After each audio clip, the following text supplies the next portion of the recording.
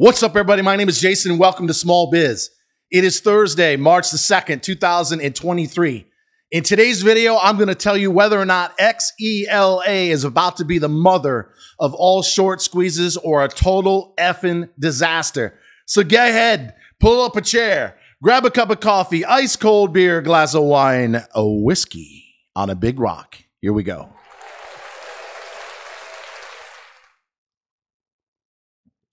All right, very important. Please share this everywhere, especially on Twitter. We got a lot of tradeaholics on Twitter. Please help us out. YouTube, Facebook, not so much on LinkedIn, but we're on all the above. All right, ladies and gentlemen, it is about 12:07 in the PM. I have to get this out as fast as I can. Just before I get into it, and again, share this everywhere, comment below, tell me if you're in any of these stocks, especially XELA. Just after noon outside of Atlanta, Georgia, we have XELA at 0585, 0585. And if you're following me on Twitter, you know that max pain, I said a couple hours ago, was 0575. If you pull up a 15 or even an hour or 60-minute chart, we have major support, in my opinion, around 0575. The double top breakout on XELA was at 5.25. So right now, right effing now in the high fives, just after noon at 0587 as we speak, you should be buying. If you got a full position of 10 or say no more than 15% like I do, set it to the side. Ideally, we want to see this close no less than 0625 to a half. If it gets over 7 cents after the news that I'm about to talk about on the financing and the debt restructure, FOMO's going to kick in. And then we got a ruling coming out by NASDAQ by the end of this day. Then we got earnings, which I'll also touch on the 9th. There is a setup right now, and I'll go over both the positive, starting with the negative on XELA, where we're either going to get our ass kicked or we could make a bloody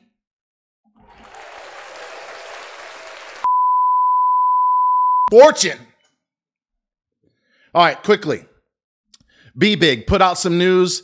They're finally starting to talk about, gee, why didn't we talk about this early? I don't have an answer to that, but they're finally starting to talk about an alternative to TikTok. And if it ever does happen, and I personally don't think it's going to happen in terms of a total ban, yeah, government agencies, public utilities, et cetera, limit kids to an hour. I thought that was a clever move. They know, the folks at TikTok, that they're in big trouble. But if they ever go so far to ban it, and they can get somebody in Congress, and this often happens, maybe even crazy Nancy Pelosi as she heads off into retirement, to become a spokesperson and say, you know what? We need all the kids in the United States of America to get on Lomotive, which is owned at least through partnership by BBIG, and then the stock could go to, I don't know, $2, $3, $4, $5 a share. Until then, we own it at 76. ENSC, as I said, last trade 47.5. I'm not worried about it. It's sleeping on very low volume. We own it in the mid 60s.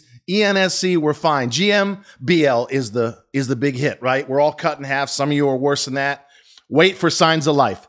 Get an institutional jolt up to, say, $3 a share. Show it to me on heavy volume. I'll be comfortable telling you to buy some more of the stock on GMBL. I gave you HLBZ and TRKA. I said, and it's on my wall to the effing penny. HLBC was a buy. It was a sell at 19, a rebuy at 14.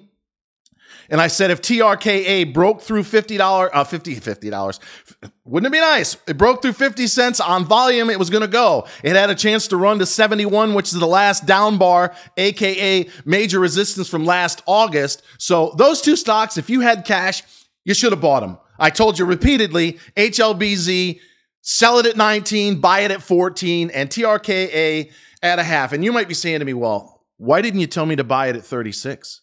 Well, I told you it was going down, TRKA down to 36, but it could easily went to a quarter. I would rather pay for a stock 10, even 20% higher than where it might be now. If it's going to show me signs of life, it's going to show me that it wants to break out through resistance, which was 46 cents, as I said over and over again. So why didn't I use my 13% cash? It goes back to the video, which, by the way, I did last night, and it's the most watched in the last 6 months.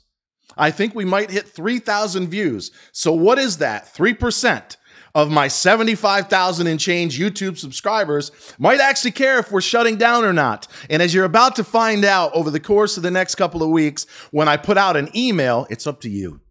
We have almost 6,000 free members at trysmallbiz.com. 385. 2 quit last night. 2 came in. Once again, we're spinning our wheels at 385 premium for the last 5 months. But if we could get 10% of those that are in free to come out of the shadows, because you're hiding in the back and no one can see you. You need to get on the homepage. You need to give me a chance to promote you. You need to be first to come up and search in your category. $1 a day, I'm sucking it up. You might remember, and yes, I'm about to get to XELA. Last trade 0591. You should be buying it right now. It's going to go higher, in my opinion, by the close, somewhere 6.25 to a half. If it goes over 7, watch out. This fucking thing gotta go. I gotta get it straight. The bleep. You may have seen the video I shared last night. It's official. If I say one F-bomb right now as of last month, and I clarified it with a chat guy on YouTube, they totally shut me down. You can't get any reach. And if you have signs of violence in the first 15 seconds of your video now, no reach. So I have to master, and I don't have the color scheme down yet. Which one's the bleep? So when I want to say the F word, I'll just unless I don't care about going viral and getting a bigger audience, and then you know the drill. All right. So you should own TRKA at a half. Don't chase it. HLBZ at 14. Don't chase it. GMBL, wait for signs of life. ENSC, same thing. Be big. My goodness, what a story they had to tell. We're waiting on earnings. We're waiting on a new CEO. And I gave you another idea, didn't I, Teddy F? Somebody, by the way, somebody said he's actually in jail. I don't know if that's true. If anybody knows, tell me in the comments. But he was arrested of MoviePass fame in November around Thanksgiving. And somebody told me yesterday he's still in jail. I don't believe that. But if they could ever get a crazy Nancy or somebody with even more, quote, credibility, but she has a lot of clout on Wall Street, right? She's never wrong. I think she's been wrong on one trade in the last 45 years. Which brings me, by the way, PBLA, last trade, 96.5. Again, we're almost quarter afternoon here in the East Coast time. I said about an hour ago, the low was what, 91? It showed signs of life. It jolted up to 97, 98.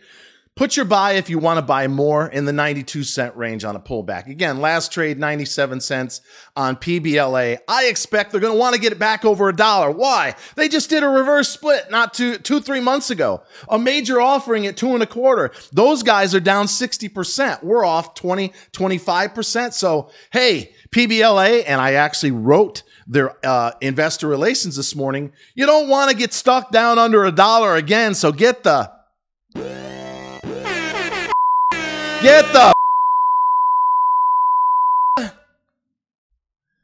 which brings me to XELA. Share this everywhere. All right, last trade, 0592. We're looking for 6.25 to a half by the close, over 7.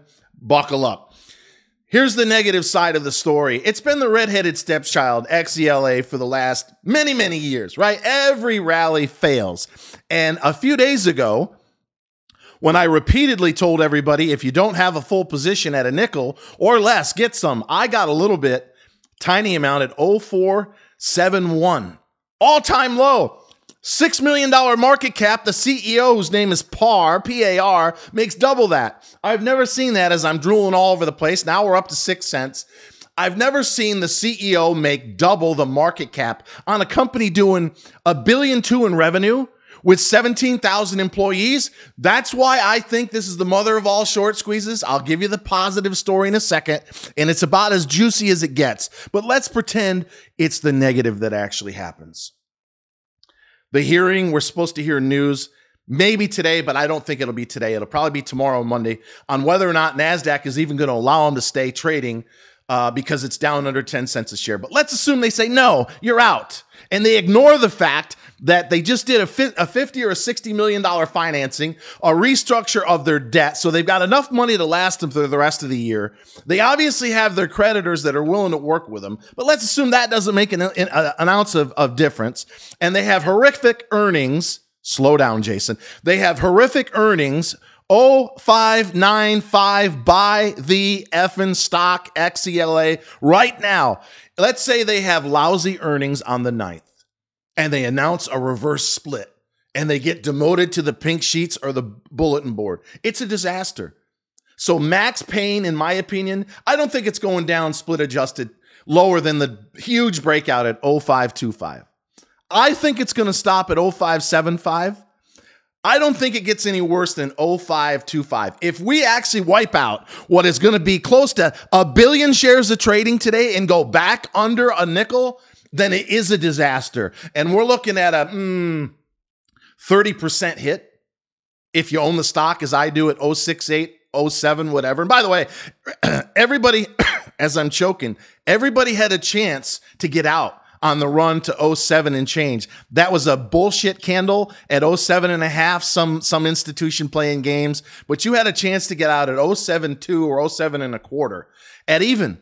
And if you were smarter than me, you're buying it back right now at 0594. My goodness gracious, I wish I had more money or I was stupid enough to take a bigger position than I should, but we're not going to do that. 10 to no more than 50%, 15% per idea. So if it's a disaster, we're looking at a 30% downside. But what if it becomes the mother of all short squeezes? Let's assume that Parr is not as stupid as we think he is, because he's been unusually quiet for months. They haven't said anything. If you remember last year, after the third reverse split in the last 5 years, they were putting out one BS news story after another because they were diluting, reverse split, dilute. He hasn't said anything now. I'm sure the lawyer said, if you keep doing what you've been doing, we're all going to jail. So he's been unusually quiet. So what if they have been quiet in conjunction with some institutions that have been sucking up the stock in and around a nickel a share? Because somebody just handed them $50 or $60 million. Some creditors were willing to reorganize in favorable terms their debt, their convertible, etc. And then they're going to come out with a favorable ruling with NASDAQ. Why? Because they released this hours before they were to sit down. So they may be going into this meeting, last trade 0597 at 12:20 in the afternoon, with all the weapons they need to tell NASDAQ to at least give them, usually they'll give you a few weeks to a month to get back up and over a dime. Okay, fine, we'll take that. On March the 9th, they come out with decent or even better than expected earnings. They talk about the spinoff in Europe. I think it's XRP with a SPAC. It's a couple $100 million. And then they go back to NASDAQ and they say, look at all this. We're about to spin off our European division. We've got enough money to last us into 2024. We just got a wink and a nod from NASDAQ because we're now over a dime. And NASDAQ says, you know what? Well done. We're going to give you another 6-month extension to get over $1 because they've only used one on XELA. One. They've only been under $1 after this most recent split around 6 months. So what if they've been sandbagging the mother of all short squeeze? They've got the shorts, the naked ones in particular, by the balls, and they're about to bend them over this desk with no lube whatsoever. And they're not just going to slide it in. They're going to shove it all the way in and up just for maximum pain because you have destroyed this company. You have taken $1 billion in revenue down to $6 million market cap. And boy, oh boy, do we have our ducks in a row. We've got financing. We've got NASDAQ saying get over 10 cents. We'll give you a month to do it. We've got better than expected earnings on the 9th. We've got a spinoff that you might get a piece of depending on how they orchestrate it in our European division. And NASDAQ's going to say you have until July or August to get your stock back over $1. And then it's 10, 15, 20. I'm getting chills. 25, 30, 35, LHDX. Where was it last week? 12 cents. It was a 12 bagger. It went to 145. I said, sell it all. Where is it now? Where is that piece of shit? 58 cents. I was wrong. In my last video, I said it was going to go down to 60 cents. Oh, there's no way, dude. Well, it's down what? 65%?